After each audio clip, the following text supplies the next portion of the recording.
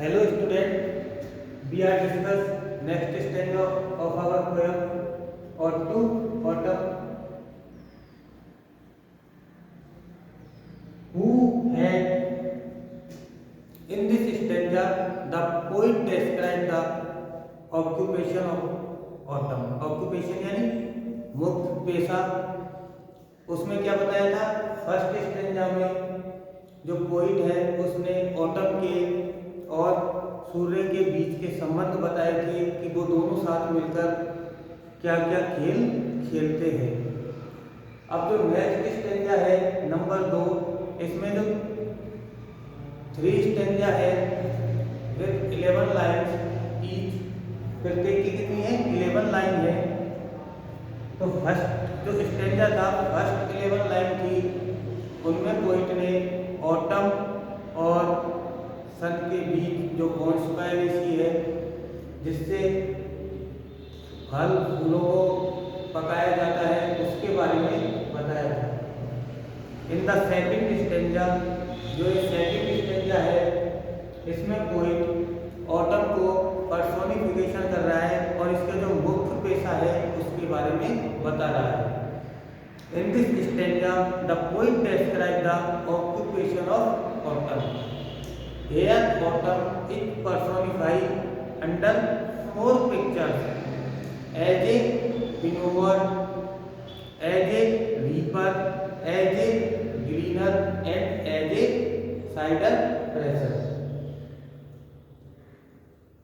All the occupation like winnowing, reaping, blowing, cider pressing that are performed by women belong to autumn. Thus autumn is here seen as a woman.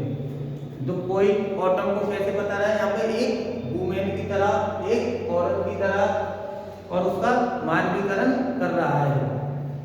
Who had not seen the of any dye store. ये traditional English में ये है और इसे क्या बोला जाता है. Who has not seen the यानी you, ये भी ट्रेडिशनल इंग्लिश का है you. Who has not seen you of अमीड यानी बीच में डाई स्टोर. ये आपने सुना होगा रिटोरिकल क्वेश्चन. ये जो पोइट है ये ऑटम के साथ रिटोरिकल क्वेश्चन कर रहा है.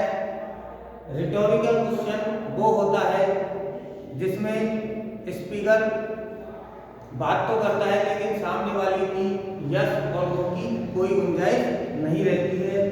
जैसे क्वेश्चन होता है अगर मैं तुमको ना देखूं तो मर नहीं जाऊंगा. तो ये इसमें यस और नो की कोई गुंजाइश नहीं है, इसलिए कैसा क्वेश्चन है रिटोरिकल. ऐसा ही रिटोरिकल क्वेश्चन पोइट ने इसमें ऑटम के साथ किया है. मैंने आपको बताया है ऑटम को इस स्टेंजा में पोइट ने पर्सोनिफाई किया है. Who has not seen you often amid thy store. तुम्हें किसने ऑटम पोइट बोल रहा है कि तुम्हें किसने कब नहीं देखा है, किसी के बीच में नहीं देखा है. मतलब हर इंसान ने ऑटम को देखा है. और जो जॉन कीट्स है ये रोमांटिक पोइट से संबंधित थे. ये इनको हर जगह सुंदरता दिखती थी. सब पोइटों ने सब चीज के लिए लिखा था लेकिन ऑटम जो पतझड़ है इसकी तरफ किसी का भी ध्यान नहीं गया था. जो जॉन कीट्स थे बहुत ही कम उम्र में गुजर गए थे. उनका ध्यान ऑटम की तरफ गया और उन्होंने ऑटम के बारे में लिखा. ये रिटोरिकल क्वेश्चन पोइट ने ऑटम से ही किया है. Who has not seen the often amid thy store. तुमको किसने किसी के बीच में नहीं देखा है क्या, मतलब तुमको सब जानते हैं. Sometimes whoever seeks abroad may find. कभी कभार तुम मिलती हो अब्रॉड में फाइंड पाती हो, बी सिटिंग बैठी हुई, बी यानी you sitting, you autumn, you sitting careless on A gravy field, तुम कभी कभार लापरवाह तरीके से हरे खेतों में बैठी हुई देखी जाती हो। पोइट बोलता है कि तुम्हें कौन नहीं जानता है, gravy floor the air soft lifted by the winnower winds, winnowing winds. Winnowing वो होता है जब मशीन से जब गेहूं वगैरह साफ करते हैं तो वो जो घास फूस है वो अलग और गेहूं जो अलग होता है, जो हवा उन दोनों को सेपरेट करती है उसे बोलते हैं विनोइंग विंड। एक बार दोबारा सुन लो, जो गेहूं और भूसे को जो हवा अलग करती है वो होती है विनोइंग विंड। तो दाई एयर सॉफ्ट लिफ्टेड, मुलायम उठे हुए, किस हवा से? घास फूस को गेहूं से अलग करने वाली हवा से तुम्हारे बाल मुलायम उठे हुए हैं। और उन्होंने हाफ रीड फरो, फरो यानी फरो साउंड ऐसे, और हाफ रीड यानी आधे झुके हुए। फरो होती है हल रेखा, जब हल चलाते हैं तो बीच में एक खाली जगह रह जाती है, वो होती है फरो, दोनों साइड ऊंची, और वहाँ फरो साउंड ऐसे। तो जब किसान होते हैं तो हाफ रीड आधी झुकी हुई होती है तो हल रेखा पर सो जाते हैं। किससे मिला जाती है उनको? ग्राउंड विद द ह्यूमन गंध ऑफ कॉफी यानी अफीम, अफीम की गंध से उन्हें नींद आ जाती है। वाइल दे को जब वे काम कर रहे होते, spare the next swell and all its wind flowers, spare the next swell and all its wind flower. तो in this stanza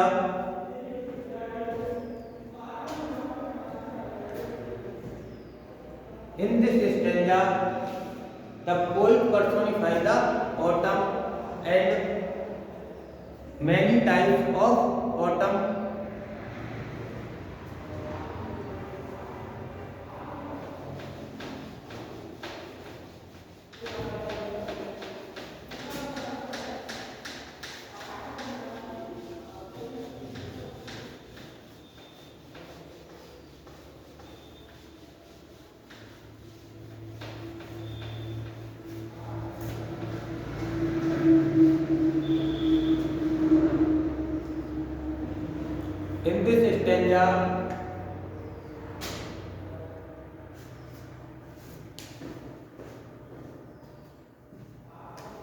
In this stanza,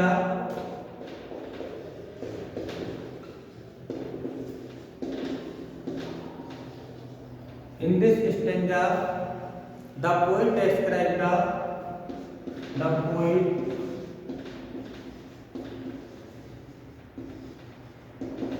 poet described the occupation of the poet described the occupation of poet described the occupation of autumn. The poet described the occupation of autumn. The poet described the occupation of autumn. Here autumn is personified. Here autumn is personified.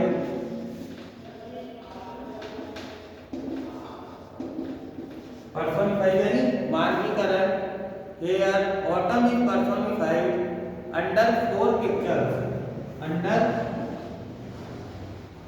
four pictures. Under four pictures. Under four pictures as a winnower.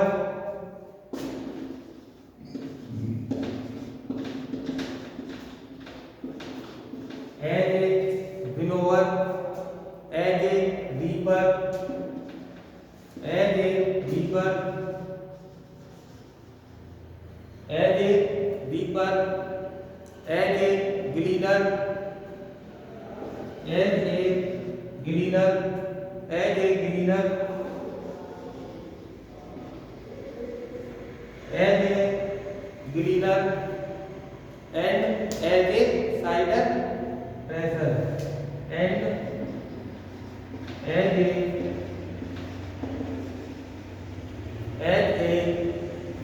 cider presser,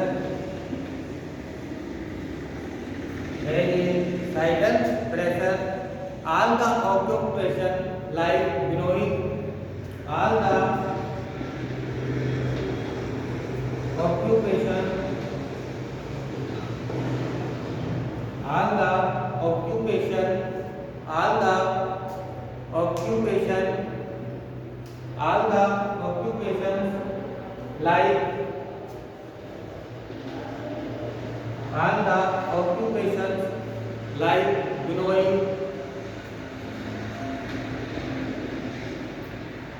like winnowing,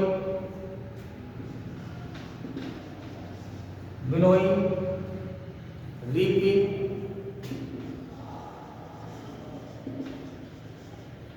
winnowing, reaping, gleaning,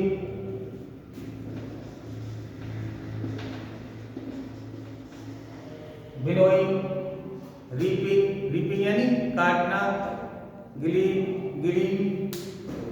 gleaming यानी काटने के बाद बटोरने वाले, बटोरना, जो घास फूस वगैरह जो वहां पर रह जाते हैं उनको gleaming, cider press,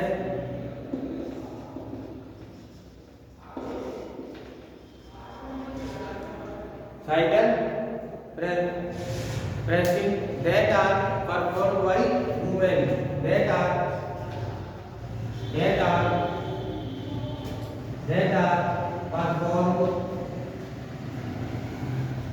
performed by women, that are performed by women belong to autumn, belong to autumn, belong to autumn. Thus autumn is here seen as a woman. Thus autumn is here, autumn is here seen as a woman. autumn को यहाँ कैसे बताया गया है? एक औरत की तरह,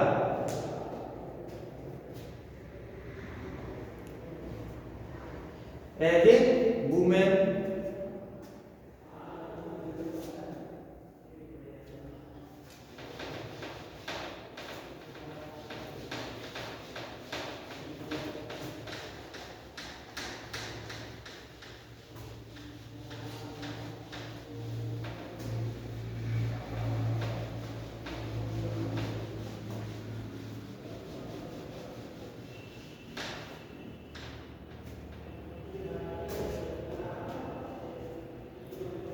Firstly, autumn is seen winnowing.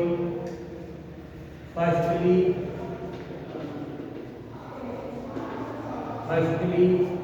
autumn is seen. Autumn is seen. Autumn is seen winnowing. Autumn is seen winnowing. Winnowing यानी इसका अर्थ लिख लो, separating the chaff from the grains. Separate the chaff, separate the chaff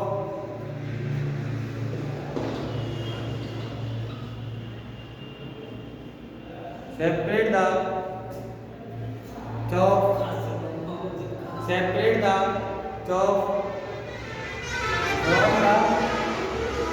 from the grains.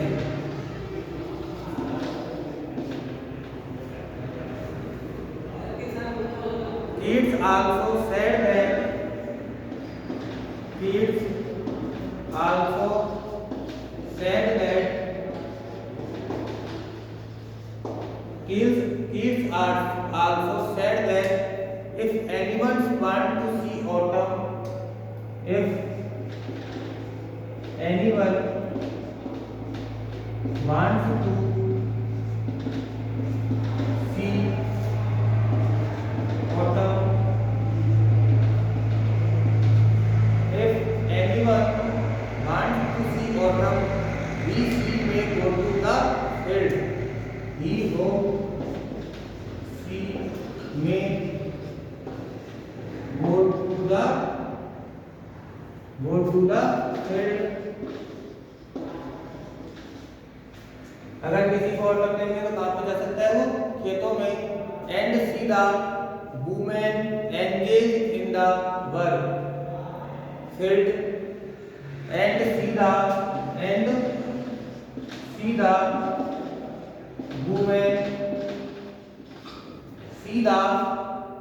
women engaged in the यानी लगी हुई काम में व्यस्त. In the work of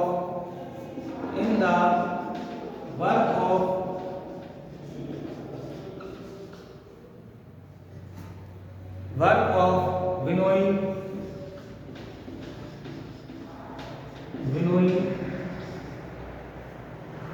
अनाज को घास और अनाज को दोनों को अलग अलग करने को बोलते हैं विनोइंग. अगेन एंड अगेन मैंने आपको बता दिया है winnowing.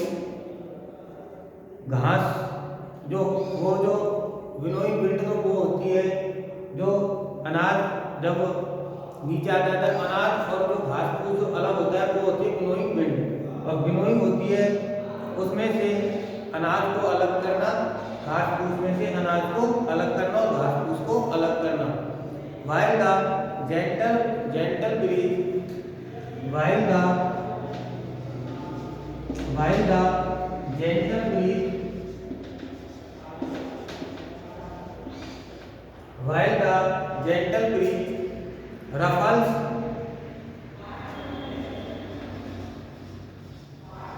while the gentle breeze ruffles the lock of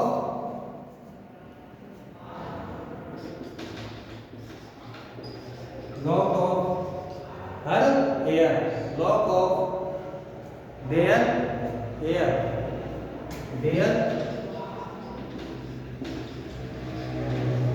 जो विनोइंग होती है तो वो जो जेंटल ब्रीज रफल्स जो कि कोमल हवा के जो झोंके होते हैं वो उनके बाल उनमें जो बंधे हुए होते हैं उनको वो गिरा देती है, उनके लॉक खोल देती है. कौन खोल देती है? उन महिलाओं के जो काम में व्यस्त लगी हुई होती है. जब विनोइंग विंड जब आती है तो वो जो उसके जो कोमल झोंके होते हैं वो उन महिलाओं के जो बालों के लॉक है उनको खोल देते हैं. The autumn is